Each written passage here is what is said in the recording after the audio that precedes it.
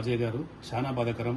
Congress senior నాయకులు, Pradesh Congress committee మాజీ అధ్యక్షులు, సీనియర్ మాజీ మంత్రి ధర్మపురి శ్రీనివాస్ గారు ఈరోజు తెల్లవారుజామున తుదిశ్వాస విడిచారు. సో మీరు ఎంపీగా ఉన్నప్పుడు కూడా శ్రీనివాస్ గారితో మీకు అత్యంత సాన్నిహిత్య సంబంధాలు ఉన్నాయి. సో దీనిపై మీరు ఏమంటారు? డి శ్రీనివాస్ గారి యొక్క మరణం పట్ల సానుభూతిని, సంతాపాన్ని తెలియజేస్తా ఉన్నాను.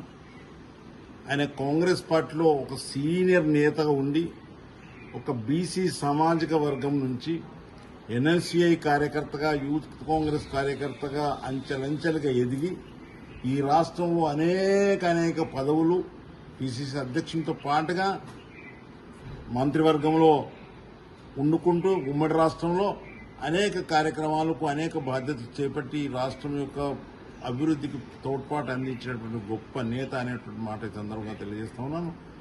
నేను ఎంపిక అయినప్పుడు మీకు అందరికీ తెలియాలి, బీఫామ్ ఇచ్చింది కూడా డి శ్రీనివాస్ గారే. ఆయన ఇంట్లోకెళ్ళి నేను బీఫామ్ తీసుకుని రావడం జరిగిందనే మాట తెలియజేస్తాను.